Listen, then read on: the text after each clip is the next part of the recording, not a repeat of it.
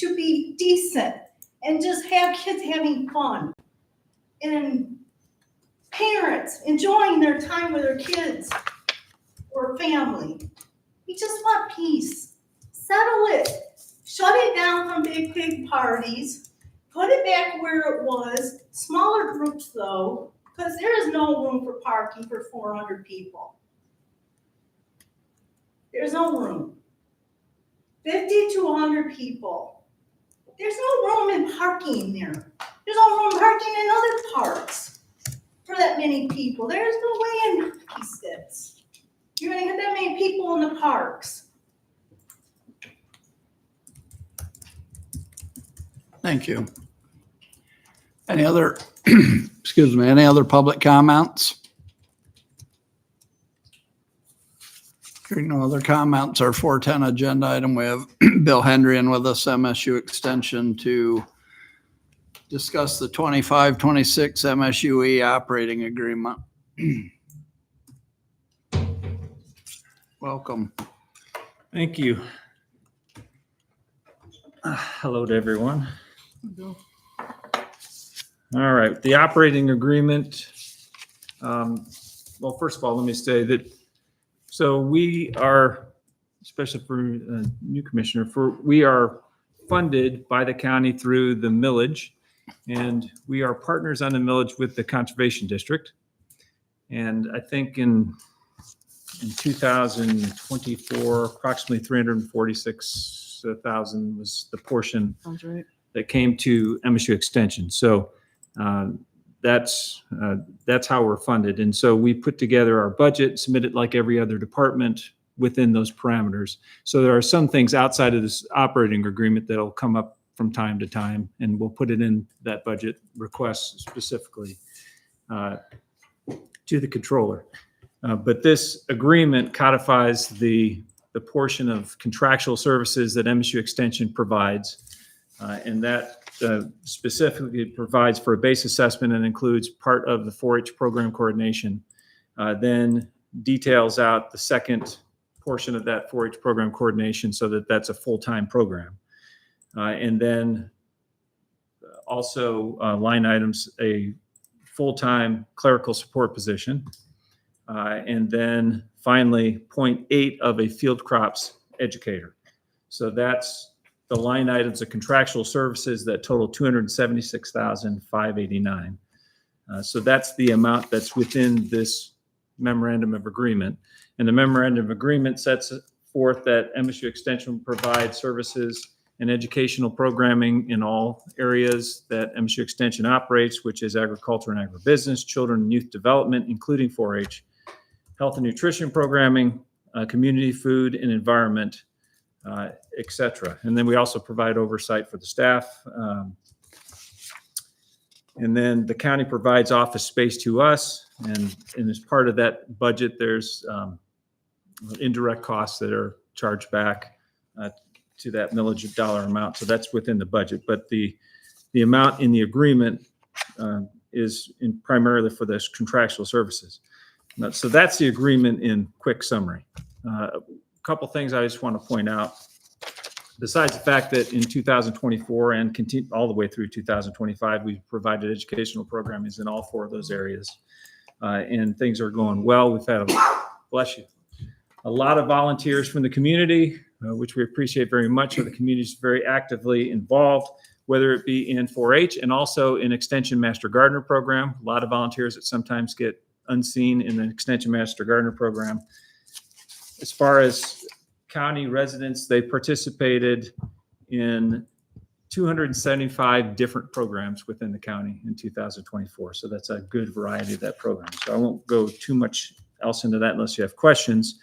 I did want to point out that one of the staff people in our office, Joanna Urban, and really this is a shout out to her. Joanna's just a fantastic employee, has done tremendous work within the community through SNAP Education. And as you all are aware, the SNAP Education funding was eliminated in the big, beautiful bill. And so funding for that program was eliminated. That doesn't mean that health and nutrition programming will not continue in the future.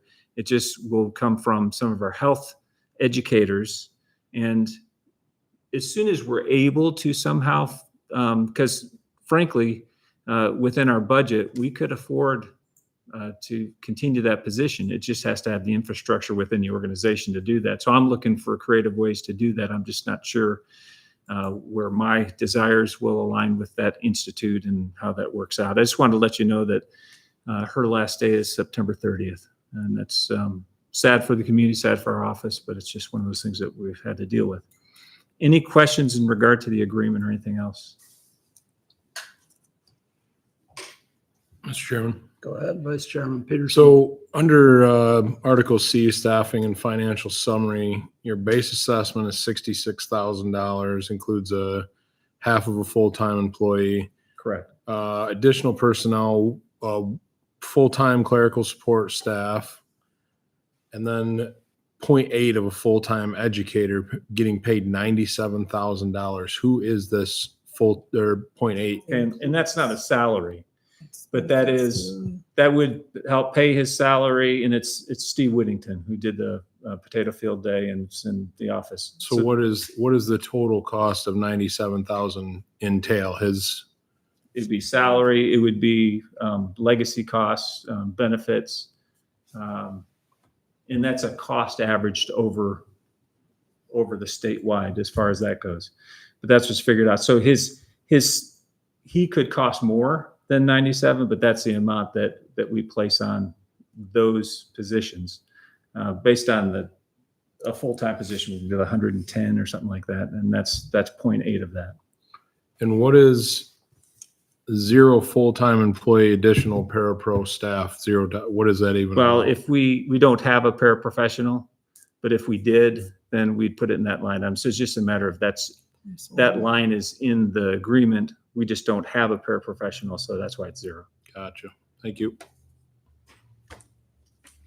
Anyone else?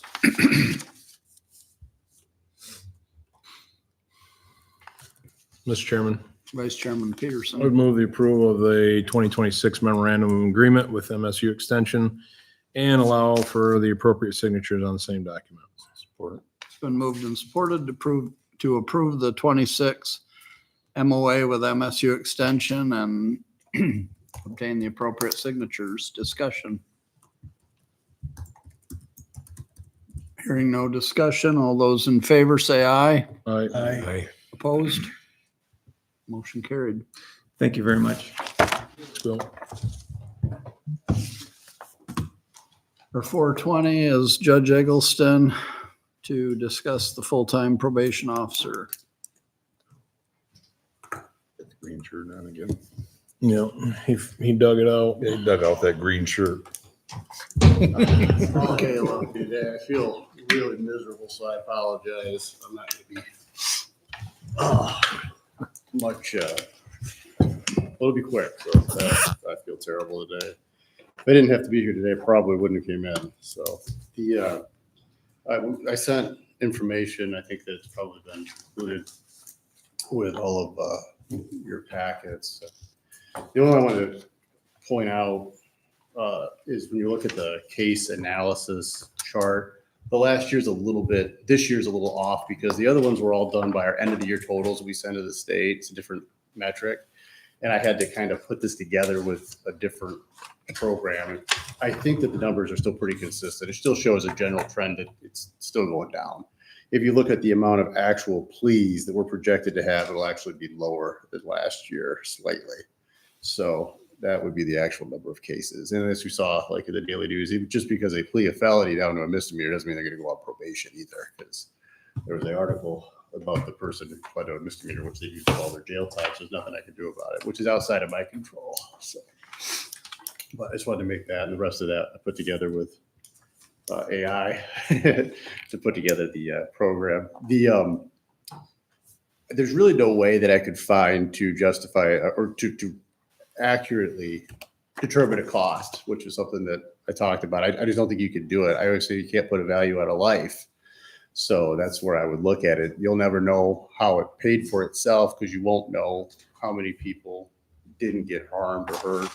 The only place I could find like our statistics on that is called crimegrade.org. I don't know. And the only way to look at Montcalm County is to actually do it through a Google search.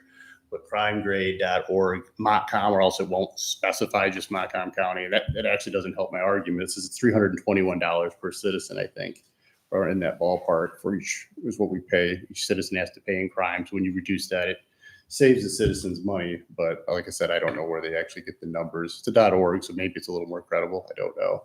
But also not helping my case is it gives us an A+ on property crime. And I'd say that would be the number one thing we'd be trying to prevent. We're already, according to that, we're in the top 95 percentile.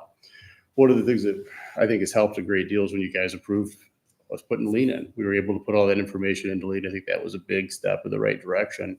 So even though our caseload is down, we're doing a lot more on every case. So the clerk, instead of just typing in a name, has to put in all the terms and conditions. So the clerks are actually working harder, which is something that the circuit court would also have the same problem with them having to put lien stuff in.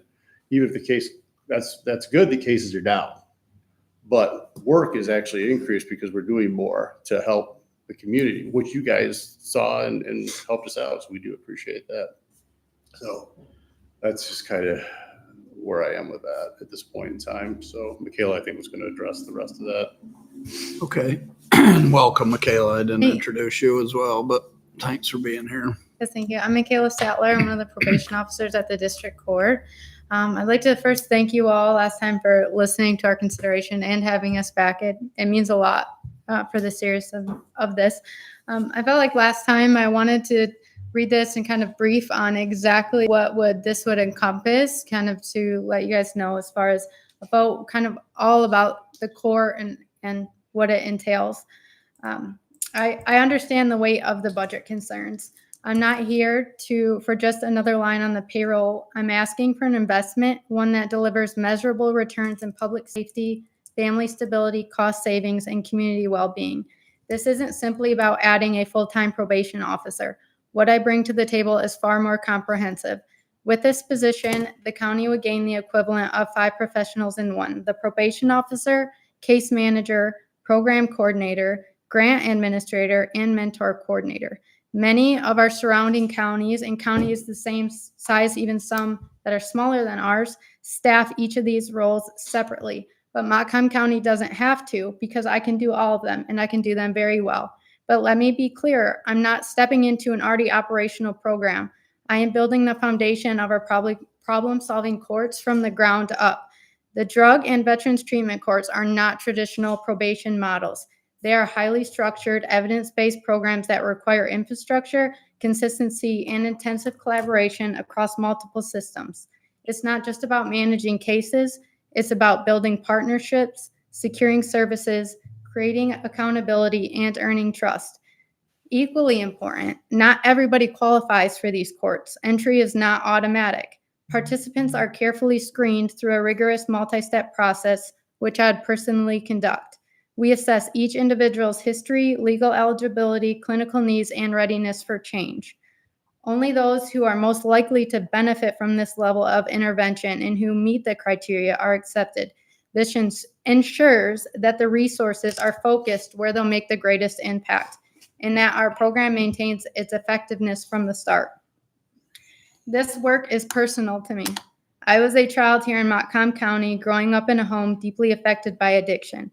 I've seen firsthand what it looks like when families fall apart and what happens when support isn't there. I've also served in this country as a veteran and understand the toll that trauma, mental health struggles, and addiction can take. These experiences fuel my commitment to creating systems that don't just punish, but truly help people recover, rebuild, and reunite with their families. At this time, I continue to manage a handful of traditional probationers. Balancing both responsibilities, launching a multidisciplinary, high accountability specialty court program, and supervising standard probation on a part-time hours is unsustainable, and it limits the success that can be possible. We are also facing a reality where Medicaid cuts are limiting access to treatment for many people. Problem-solving courts offer a path forward. With the right systems in place, we can secure grant dollars to cover treatment, drug testing, therapy, and more. These are not just dollars on paper. They are resources that go directly back into our community by supporting our local providers and strengthening public health and safety. From a financial standpoint, this model makes sense. It costs taxpayers significantly more to incarcerate an individual than it does to provide structured, targeted rehabilitation to those who qualify. By focusing on select individuals who meet the strict criteria and demonstrate readiness for change, we reduce jail populations, lower recidivism, and achieve better outcomes at a fraction of the cost. This is not being soft on crime. It's being smart with our resources. While I'm advocating for a permanent position, I recognize that it takes time. As a fiscally responsible interim solution, I propose using some of the opioid settlement funds to support this position in the short term. I want to be very clear, and I have the deepest respect for Judge Eggleston, and I also do fully support the role incarceration must play when necessary, especially when it's involving community safety. But I also know from personal experience and professional practice that true lasting change happens when people are held accountable and given the structure and support to do better. And that's what these courts offer, and that's what I can offer. This is not a short-term expense. It's a long-term investment in public safety and family reunification, and in the kind of community we want to leave for the next generation. I'm not asking you to fund a title. I'm asking you to fund a mission, one that's smart, strategic, and deeply rooted in both data and lived experience. I'm ready to give everything I have to this work, and I only ask that you give me an opportunity to do it fully. Thank you for your time, your trust, and your continued commitment to building a stronger Montcalm County. One of the things I thought was kind of, first of all, really well done. I like how she's even willing to show where we have a kind of a disagreement. I'm much more willing to incarcerate a person than some people are. But like I said, the best thing that could ever happen is that's what we're all about, rehabilitating. The best thing that ever happens, the person gets it right. That's why we change our programs a lot. We always try to update them. We added MRT. We've done a lot of things to try to lower recidivism. That's my number one goal. The second best thing we can do is put a person in jail for as long as possible when they're not getting with the program. So those are the two outcomes that we basically have. So it's still law and order at the end of it. So it's just kind of a good example of how I like the fact that there's a diversification, so to speak, within our own ranks that we don't always. That's what makes us better. And I did want to point out as well that the biggest driving force behind this, I know when we talked about budget and money, and always it seems like to ask for money, and everybody wants money somewhere in the county to fund something. But the greatest thing about these specialty courts is the funding comes from the state. The state sets this money aside to fund these courts. And that money that comes in from the grants then can flow back into our community partners. So the counselors, the drug testing centers, and that's supporting our local business. So that money we're taking from the state, we're not only putting it back, we're using it in our courts, we're spreading it through the community, and it's also helping the people. Which I think is a big basis of these courts, that the state is using that money to fund these, so it doesn't all have to come from our budget. Okay. Anyone have any questions for either one of these individuals? Mr. Chairman, Vice Chairman Peterson. Judge, I'll spare you from talking. It does not sound like you're having a great time. Michaela, all of this sounds great. The only problem is to create this position and have, as you said, have us basically hedge a bet on you.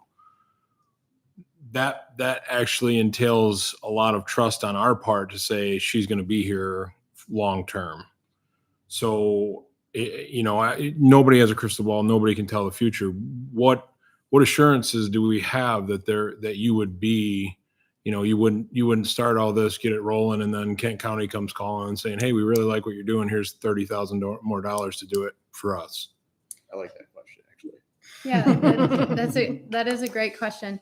I've traveled all over the world, and somehow I ended up back here in Montcalm County. And the somehow isn't because there's a lot out there, but like I said, I have deep roots to this community. I have everything has kind of brought me back here. I felt like this is where my purpose is. There's a lot of other places that would probably be top on my list that if I could live there, I would. But I knew I had a calling to Montcalm County, and I knew this is where I wanted to come and make the impact. It's not about the hours, the title, the pay. It's the satisfaction to be able to make an impact on the community everywhere from children to their families. Being able to do that and work in this county where I grew up and give back to it. That's what I plan on. I have my kids that are in these schools, and I plan to keep them in these schools. And this is where I'd like to put my roots down. Like I said, my family grew up here. My brother graduated from the school and went on, and this place has a special place in my heart, and I'd really like to become a part of it and more active in the community.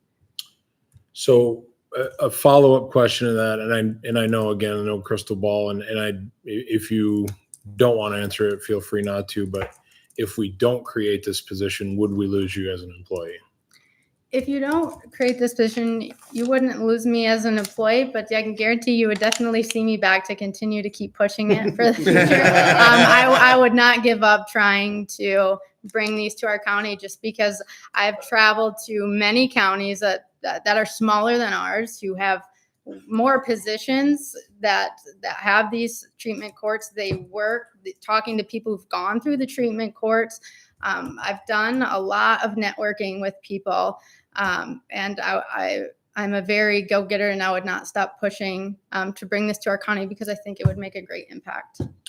So I do want to applaud you. You do seem very well put together. You're very pointed. You're very focused, and I do want to say that I would be okay with this position just based on you. I wouldn't be hedging a bet on the position itself. You just seem like a very driven individual, and I'd like to see you be able to do what you can do. That being said, I could go either way. I'd love to hear what the rest of the board thinks about this. Yeah, Mr. I'm the Chairman. same way. I think she's super passionate, obviously very intelligent, knows the scene. She is. My biggest issue with it is the ink isn't even dry on our budget.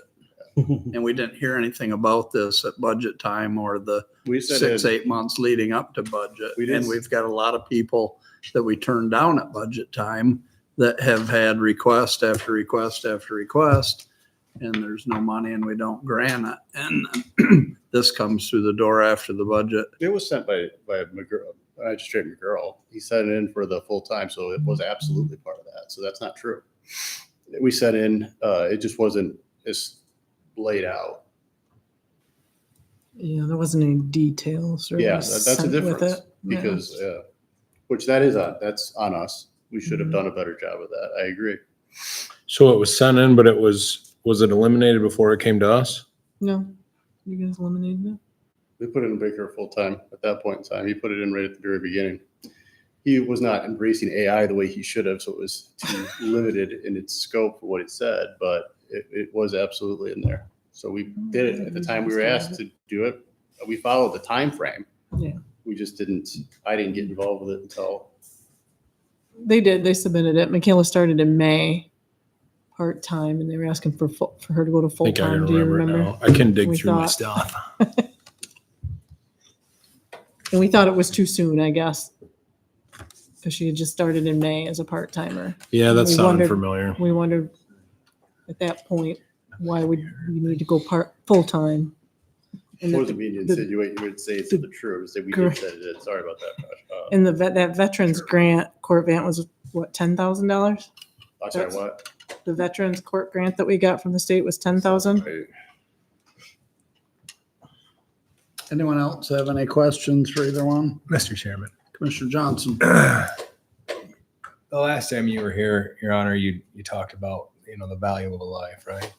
And the federal government does put a statistical value on a human life. It's right around $13 million. I did a little research. 13 million. But I think about some of the higher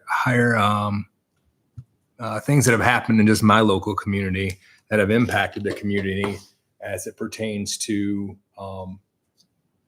deaths that were caused by alcohol or drug related, just motor vehicle crashes. That's not even to mention,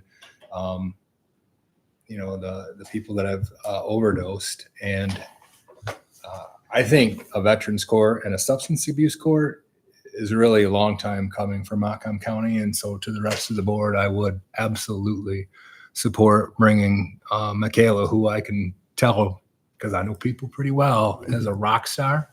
And if you give someone something to build, in my experience, they will stick around and grow that after they've built it. Good, thank you. Anyone else? Yeah.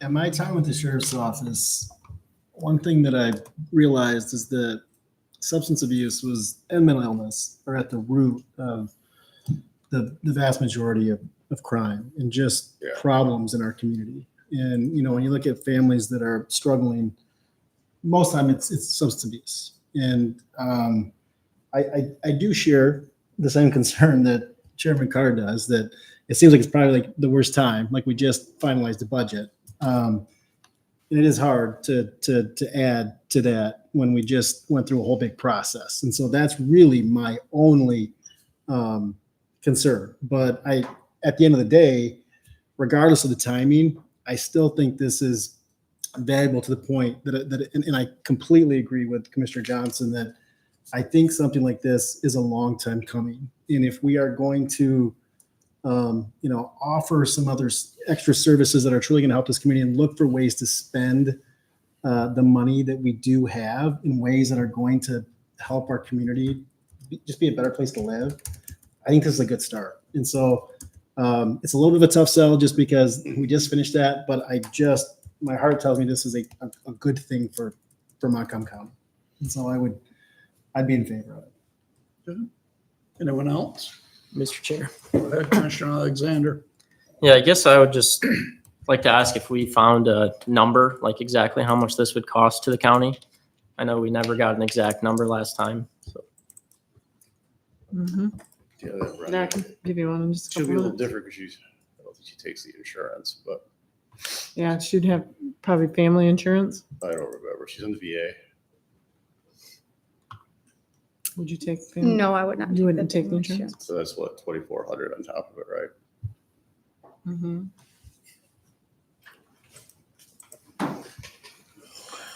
Run it through AI. I don't do AI. I did it one time. Somebody asked me for a quote in the newspaper, so I ran it through AI. I remember that. Didn't tell her until it was published. Oh. Still a good quote though. I wrote mine to it too. You tell them to do it with the grumpy old farmers. Yeah, absolutely.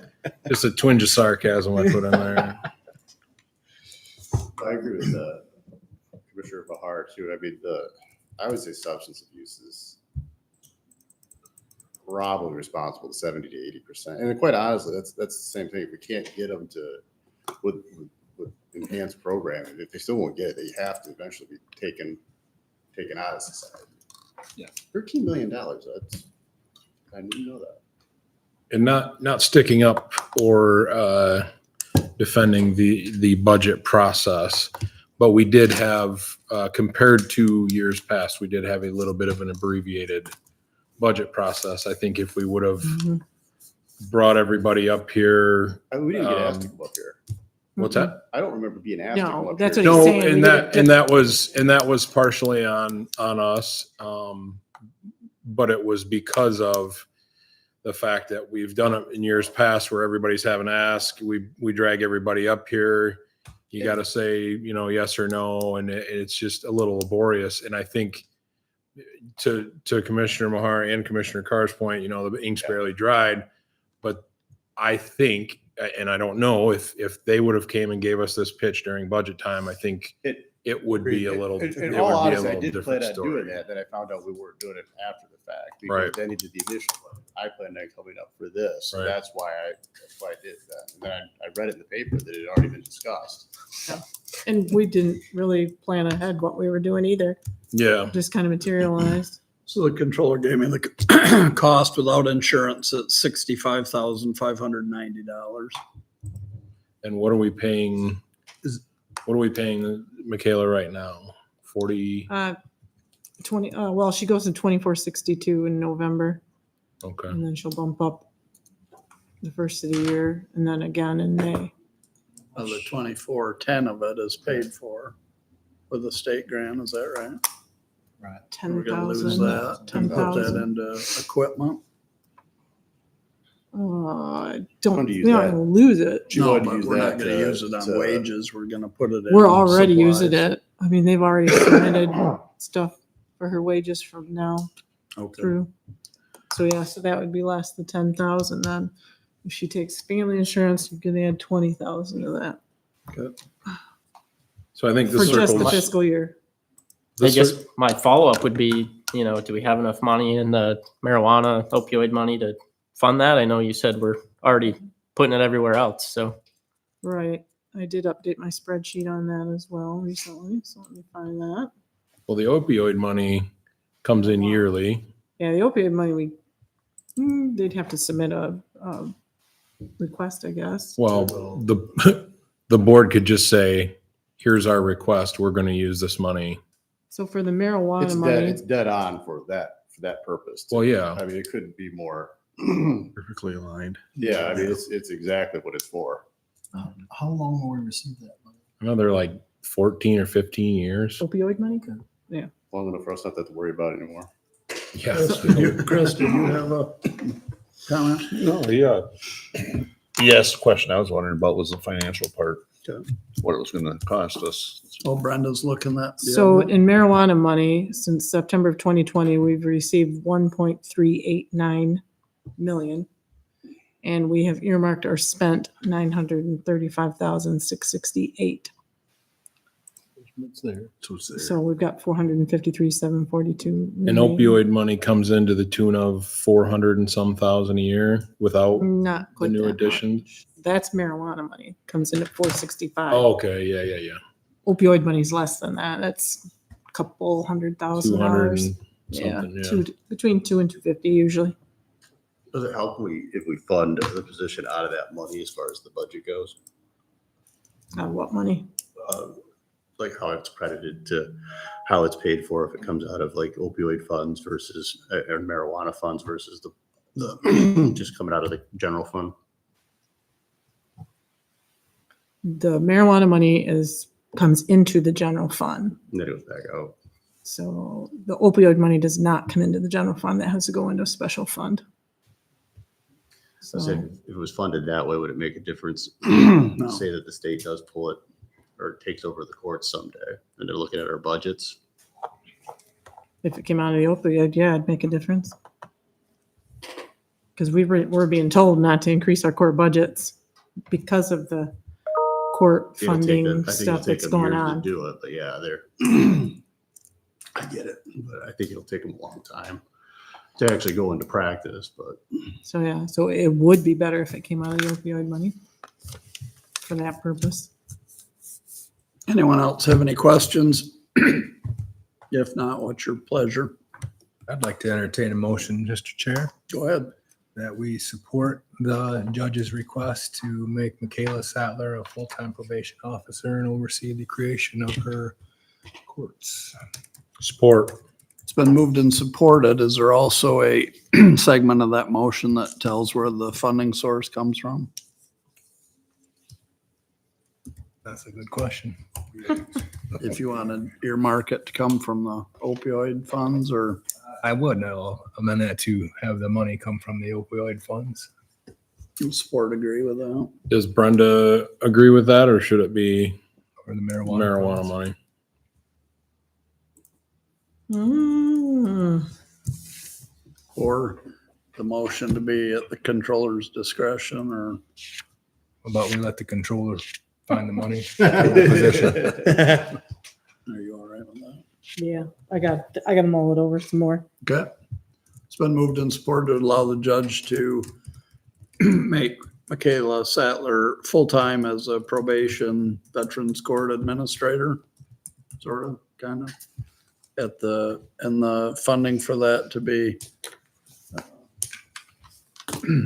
Controller's determination. yeah, through the controller's determination. Discussion. If there's no further discussion, all those in favor say aye. Aye. Opposed? Motion carried. thank you. So when are we making that effective? Today or October 1? We need 2 weeks anyway, don't we? Yeah, I don't know if the fiscal year's run the What's the same, but simplest does- for your The grant office? runs through September 30th, so Yeah, what I October submit to 1. SCAO will run through the September 30th. So we need to start So, October yeah, 1st. because I'll submit everything to SCAO from the 30th of September. So it sounds like October 1st would be easiest. is what I'm. That's what I thought. Yeah, thought for too. the It'd be the funding, for the cleanest. grant funds to Yeah. come It'd be the through. then. cleanest. Okay. It's 9 days. I think we'll be all right. Ken, I'd like to hear back from you in about a year just to hear how things are doing. Are going. You guys can come visit anytime. I mean, I appreciate people coming and stopping by in order to see anybody, which I get. You don't want to see me. No offense. Yeah, I don't want to come visit unless it's preempted. So yeah, so like I said, we're always happy to show you what we're doing. I really like to show you all the differences you guys have made. 'Cause a lot of it has been directly because of y'all. You know, you guys gave me the clean clerks. That was big. It really was. We'll make this one big too and get out of here. You're sick. Thank you. Well, Thank thanks, you. guys. Next is correspondence, Vice Chairman Peterson. What's that? Correspondence. Oh, for sorry. tonight. All right. First up, the Freedom of Information Act appeal presented by, I believe it's Mr. Leathers, unless it's pronounced something different.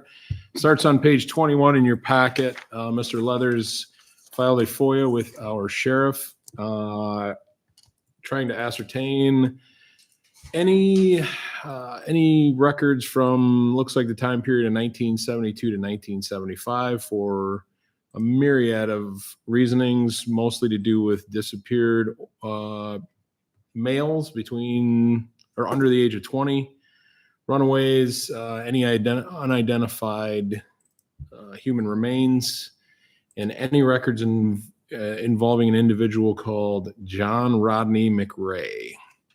Our sheriff has denied one of those requests, and I guess you could say denied the other ones because the records don't exist. The one that he denied, I believe, was the unidentified human remains located since 1972 that date from the period 72 to 75. That is denied, and the reason for denying is investigating records compiled for law enforcement purposes, but only to the extent that disclosure would do one of the following, and the reason marked is interfere with law enforcement proceedings. I should have talked to the sheriff when he was here today, but I was mesmerized by his new outfit. So I kind of got lost in the colors. But I maintain with this, even if we were to uphold an appeal and say, yeah, he's got to give him the records. I believe as a elected official, I don't think he has to, even if we say he does. I might be wrong on that, but it is what it is. I don't think we need to get caught in the weeds of saying you have to do this because I don't know. They're 50-year-old documents. I can't imagine we've got them just laying around in a dusty box somewhere. Commissioner Peterson, I don't understand how, I mean, somebody can help me out, enlighten me here, but I don't understand how it's interfering with a police investigation if it's been 50 years. Right. I mean, I think law enforcement probably has had ample time to solve the crime if they can. And I don't know what this person's motivation is for this information, but if they're looking into it like as a cold case to solve. In my mind, it's probably going to be a Netflix documentary or something of that nature. You want to ask the sheriff for an explanation and report back? Don't we only have so much time to grant this? So I emailed him before the meeting and asked him about those records. And I said, do you not have access to them because the records are so old and they've been purged? Or did you never have them? Did they never exist? And he has said, no way to tell. If they existed, they were purged long ago. If they never existed, we wouldn't know. Because there's nobody there anymore that was there in the 70s. So the reason that he denied this FOIA was because it doesn't exist. They don't have any records. But why wouldn't he just reject them like the rest of them then? Right. Yeah. Yeah, because he bullet I'm points not every sure. single ask, and every single ask other than that specific one says records do not exist. It's just the one about the unidentified human remains that was denied with this little explanation that, says it interferes with law enforcement proceedings. And so I guess I would love some clarification as to if they simply don't exist, or he thinks that handing over this information would interfere with proceedings, which I just have a hard time understanding if that's the case. Because it's so old, yeah. Mhm. So I would imagine the explanation we're going to get is what Brenda got via email. What's your pleasure then? I think we either have to get clarification on it or move to deny it. I think we should get clarification on it. It feels more like due diligence to me. Okay. What's Do our we need- time frame, Michelle? They have to request it within 10 days. You need to respond within 30. We have 30 days to respond. 30 days from now or 30 days from when he submitted the appeal? And the appeal was on 9/15. Last Monday. It was received on 9/15, so Next meeting's 10/13. we'd have enough 30 time. days right there. So we will Make a- ask for more clarification on that and take it up at the next meeting, correct? Yes. All right, moving on. Resolution 2025-11, opposing cuts to revenue sharing. It looks like MAC has sent us over a resolution they would like approved and sent in to our House of Representatives, asking them not to cut our budgets or cut our revenue sharing. Is that correct, Brenda? Yep. Okay. If you guys have looked over it and agree with it, I will throw the motion out there and you can do with it what you will. So I would move to approve resolution number 2025-11, opposing the House of Representatives fiscal year 2026 cuts to the county revenue sharing. Support. It's been moved and supported. Discussion. If there's no other discussion, all those in favor say aye. All right. Opposed? Motion carried. All right. Next up, Parks Capital Improvement Funds, page 29 in your packet. Brenda, would you like to talk more to this? So basically, our Parks Capital Improvement Fund has no consistent revenue stream. We have funded that fund by the sale of property years ago. And then more recently with the logging we did at McCarthy Park a few summers ago. The last few years, we have, with the improvements we've been doing, we've been spending the fund balance for that fund. I always budget $10,000, and sometimes we use that much, sometimes we don't. But with the 10,000 I have budgeted for 2026, we will only have 13,000 remaining in that fund.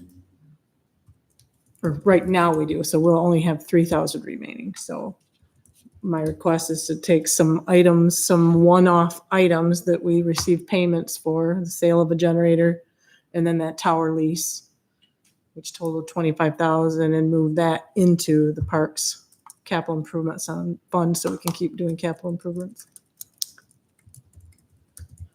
Okay. Does anybody have any questions about this? If not, I would move to allow the controller to transfer $25,000 from the general fund to the Parks Capital Improvement Fund for future park improvements. Or it's been moved and supported. Discussion. If not, all those in favor say aye. Aye. Opposed? Motion carried. Okay, next up, page 30, Dr. Wagner's appointment to the county medical examiner is due to expire on September 30th. He's normally appointed to a 4-year term that runs concurrent with the contract that we hold with Mid-Michigan Medical Examiners Group. However, since we're somewhat in limbo, Brenda is recommending that we reappoint Dr. Wagner through December 31st of this year. We can revisit this topic when we get there. Is anybody opposed to that?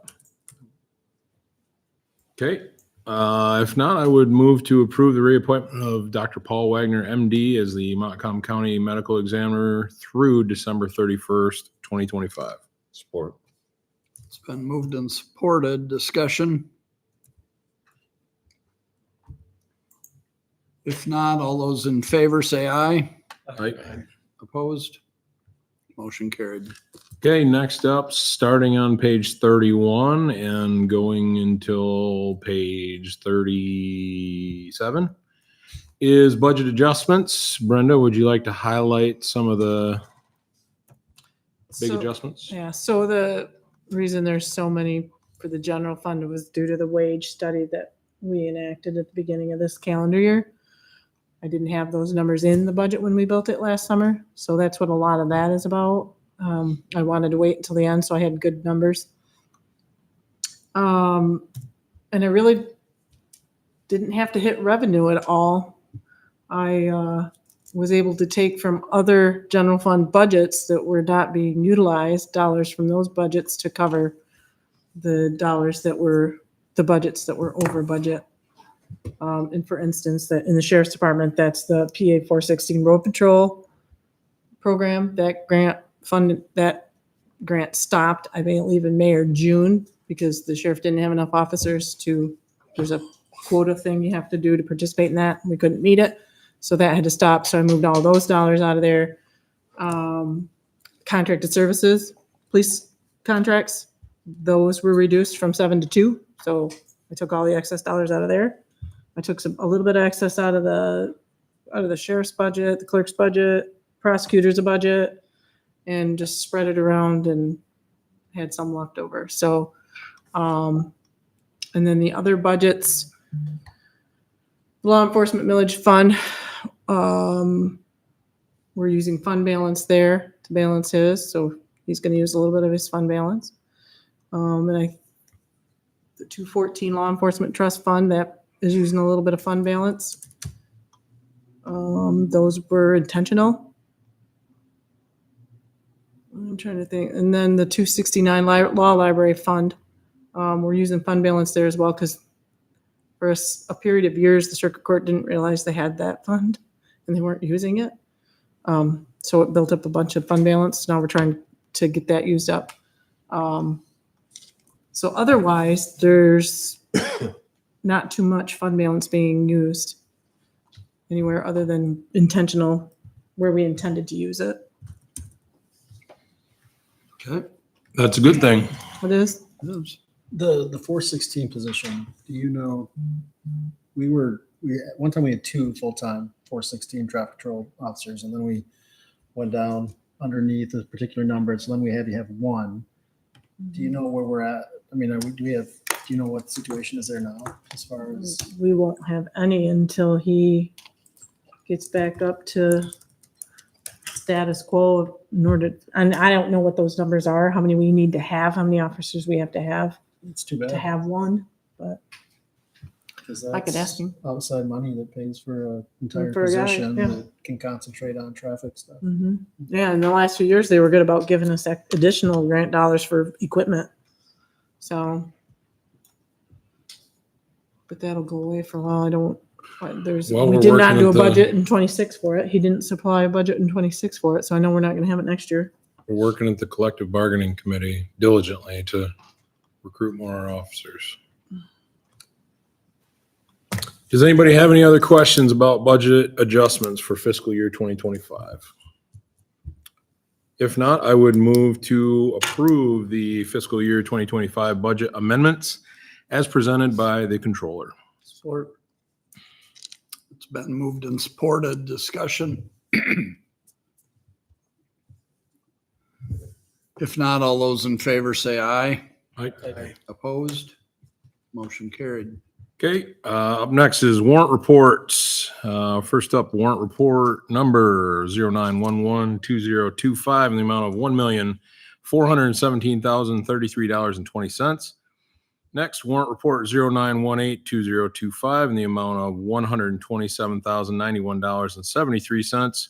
And finally, warrant report 09222025 the amount of $363,654.16 for a grand total of $1,907,779.09.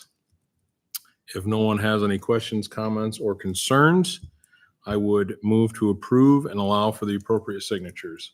Support. It's been moved and supported to approve all three warrant reports totaling $1,907,779.09. $1,907,779.09. Mhm. Discussion. Hearing no discussion, all those in favor say aye. Aye. Opposed? Motion carried. Okay, next up is the consent agenda, items 9 through 15, including our ordinance to amend the ORV ordinance and other things like that. If no one has any questions about those, I would move to place items 9 through 15 of the consent agenda on file. It's been moved and supported to place items 9 through 15 of the consent agenda on file. Discussion. All those in favor say aye. Aye. Opposed? Motion carried. And finally, for your information, Gratiot County's master plan and Pearson Township's master plan are available there. And there is Wexford County with the same opposition to budget cuts to revenue sharing as we just did. So if no one has anything else, that will be your correspondence for Monday, September 22nd. Thank you, Vice Chairman you. Peterson. Up next is committee reports. We don't have anything. New business after that. Item 1, clerk correspondence. Item 2, controller correspondence. Already on your desks is that foreclosure governmental unit report of real property foreclosure sales. Joanne meant to get this in the packet, but we received it instead an hour before the meeting. So she simply needs you to acknowledge it and place it on file. So moved. Support. Been moved and supported, place on file the foreclosing governmental unit report of real property foreclosure sales as presented by the treasurer. Discussion. If there's no further discussion, all those in favor say aye. Aye. Opposed? Motion carried. One other thing on the ME RFP, I did get that out on September 12th. And I gave till next Monday to get it back. I only found 3 organizations that did the whole thing, the pathologists and the ME and the MEIs. Some counties had their own morgues and system, like Jackson County, which that would be a trek. Saginaw County and Midland County hired doctors to do both pathology and ME. So it was kind of like an independent hybrid thing. The RFP went out to Western Michigan University, Sparrow, and Genesee County has a setup. So we'll wait for those to come back in. And I'll have that at the next board meeting for you. So what you're saying is you want a county morgue? No, I don't Oh. want a county more. No, Okay. because the chore would be finding a pathologist. Mm-hmm. Mm-hmm. That's been our dilemma for years. That it? Yep, that's all I have. Okay, number 3 is chair board correspondence. The chair doesn't have anything. Anyone else on the board have any correspondence? I do.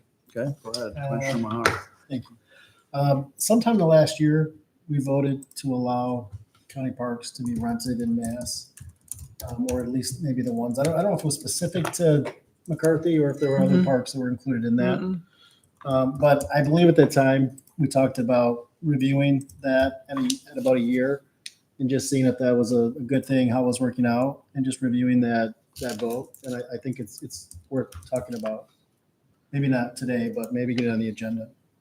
Yeah, my intent was to revisit the parks ordinance when our park season is done, and it's not done until the end of October, right? We're closing parks. That sounds perfect. Anyone else from the board have Mr. Chairman. correspondence? Vice Chairman Peterson. The evaluation of our controller is still in development. If you guys do have any names that you would like, any I guess, surveys sent out to, please get them to me before the next meeting.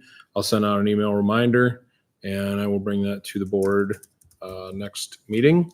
We'll go from there. And we will have a meeting on Columbus Day, right? Correct. Because we're not It's closed not a holiday anymore. anymore for us. What is the current makeup of who those surveys will go to? Us.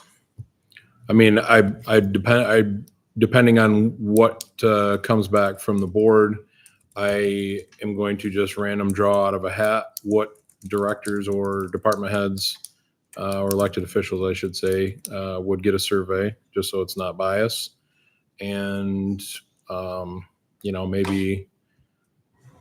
maybe some people on EMAC, some people, maybe Gratiot County's administrator, controller. I don't have one right now. Oh yeah, is that I still didn't going know on? that. He's still interim and I don't know them very well. but- Well, just like I say, that's why I would like any and all ideas, just to get a little bit of a, as Commissioner Johnson would call it, a 360 evaluation. Sure. So, He's good at that stuff. is he? I got one more thing too. Okay. Laptops. I need you to leave your laptops if you can. I gotta go get mine on my truck. Is the door locked behind me or are we still? Not until Michelle gets down there to lock it. I'll go grab it and bring it out. So, and if you need to take it, like Matt and Adam for Board of Health. Huh? I don't have, You never got one? I did. I just turned it back in because Oh, okay. Must have been the. Alrighty. So your new ones are here, so we want to start working on those soon. And I need your passwords. Here's a sticky pad if you need to write them down.